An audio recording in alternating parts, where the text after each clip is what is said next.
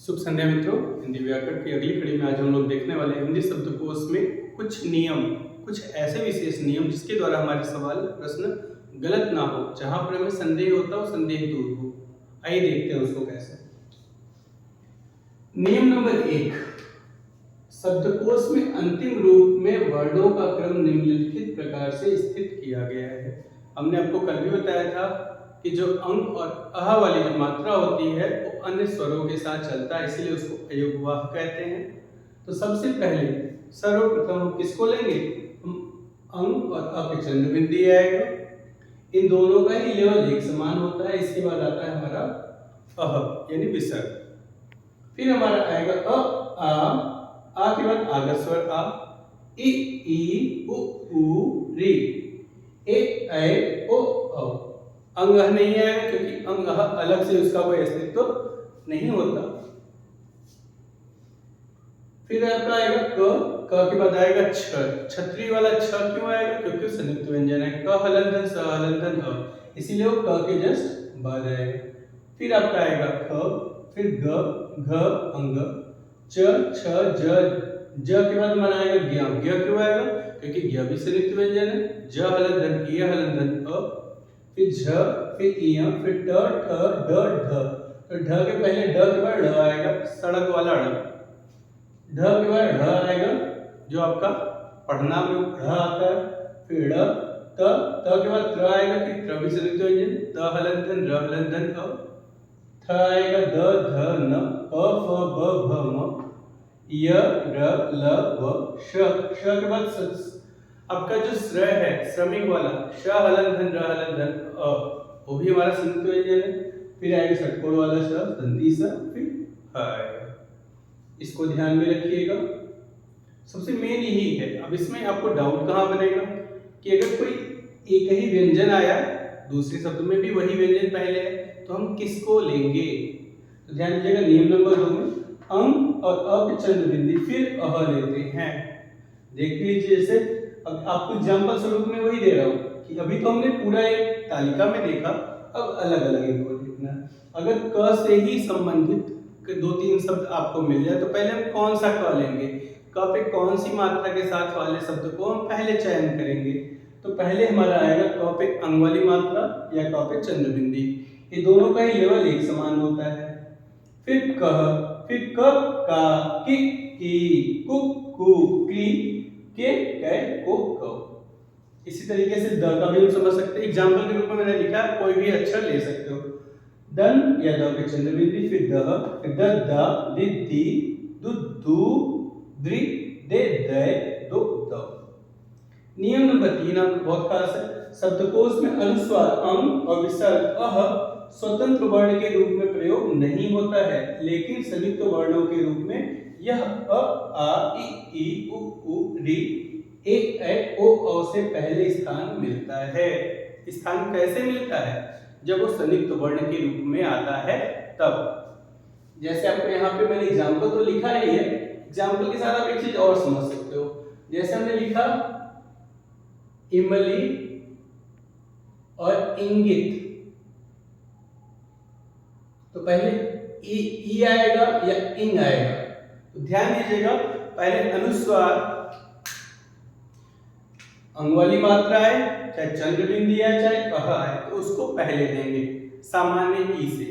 इसीलिए इसको कहा गया कि ये हमारा फर्स्ट पे आएगा और ये हमारा सेकंड पे आएगा। तो उसके लिए देखिए यहाँ पे दर्शाया भी गया ख और ह के माध्यम से, जैसे हमने क और ग के माध्यम से देखा। नियम नंबर 4 आपका मेन है, क्योंकि मैं बार बार ये बोल रहा हूँ, ये दोनों बराबर पावर वाले हैं, इन दोनों को ही समान स्थान देना, अ पे बिंदी और अ पे चंद्र बिंदी।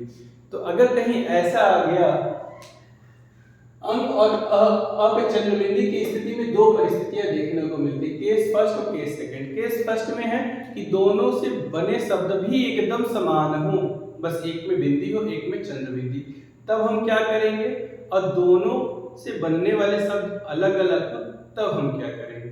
तो पहली कंडीशन केस फर्स्ट, जब अंग और चंद्र बिंदी दोनों से बनने वाले शब्द समान, जैसे हंस और हंस, हंसना वाला हंस है, तो हंस के लिए देखिए ह हलंधन अंग धन स हलंधन अ, यहाँ पे हर्ष के लिए ह हलन धन अ पे चंद्र बिंदी धन स हलन धन। ये समान है ही है, ये हमने समान बताया हुआ है, ये भी समान है और ये भी समान है। अगर आपको ऐसे ही एक समान मिले सभी वर्ण, तो ऐसी स्थिति में हम क्या करेंगे, तब हम पहले स्थान पर अंक तथा दूसरे स्थान पर अ पे चंद्र बिंदी को देंगे। यही केस 2, अगर शब्द अलग अलग बन रहे हो, जैसे चूंकि अंक और अ पे चंद्र बिंदी दोनों एक समान स्थान पर आते हैं, अतः इनसे बनने वाले शब्द असमान होने पर हमें शब्दकोश क्रम के लिए अगला अक्षर देखना पड़ेगा। अगला अक्षर देखना पड़ेगा, जैसे हंसना और हंसता। ये मैंने अपने से शब्द बनाए जिससे आपको डाउट ना हो और आपका काम भी हो जाए। तो आइए देखते हैं। हंसना में जब देख ले तो ह हलन धन अंग धन स हलन धन अ धन न धन आ। हंसता में ह हलन धन अ पे चंद्र बिंदी धन स हलन धन अ धन त हलन धन आ। तो हम ध्यान दें ह दोनों में समान है, हम यहाँ वर्ण विच्छेद ही किए। फिर अ पे बिंदी है या अ पे चंद्र बिंदी, ये दोनों भी एक समान है। फिर स हलन धन स हलन, यहाँ भी एक समान है, अ भी समान है, लेकिन न और त समान नहीं है। तो इस जगह हमें डिसीजन लेना बहुत आसान है कि त पहले आता है, न बाद में आता है। इसलिए मैं यहीं से डिसाइड हो गया कि कौन सा पहले आएगा, फर्स्ट ये रहेगा हंसता, और सेकंड हंसना सेकंड आएगा। ये शब्द नहीं है, आपके समझने के लिए बनाए गए हैं। अब ऐसे सेम फॉर बाकी मात्राओं में भी ध्यान दीजिएगा। अगर खा और खा है, एक पे बिंदी एक पे चंद्र बिंदी, यहाँ बिंदी या चंद्र बिंदी, बिंदी या चंद्र बिंदी, तो ऐसे कंडीशन में सेम चीज हम यूज करेंगे। अगर समान शब्द है तो हम अंग वाली मात्रा को पहले लेंगे और फिर चंद्र बिंदी वाले को बाद में लेंगे, बिंदी वाले को पहले चंद्र बिंदी वाले को बाद में। अगर शब्द असमान है तो हम अगले अक्षरों से डिसाइड करेंगे, निर्धारित करेंगे कि कौन पहले आ रहा कौन बाद में। एक खास बात नियम नंबर 5, शब्दकोश में पंचम वर्ण पांचवा अक्षर अंग य अण न का कांसेप्ट नहीं है। जैसे हम लोग वर्गीय व्यंजन के आधार पर लिखते हैं, क वर्ग का है तो पांचवा अक्षर अंग लगाएंगे, च वर्ग का है तो इ लगाएंगे, ट वर्ग का है तो अड़ लगाएंगे, त वर्ग का है तो न लगाएंगे, प वर्ग का है तो म लगाएंगे। लेकिन यहाँ पर ऐसा नहीं है। यहाँ पे सबको आप किस तरीके से बिंदी के रूप में, अनुस्वार के रूप में ही दर्शाएंगे, जब तक की आवश्यकता न हो, शब्द अलग से ही वैसा न लिखा गया हो।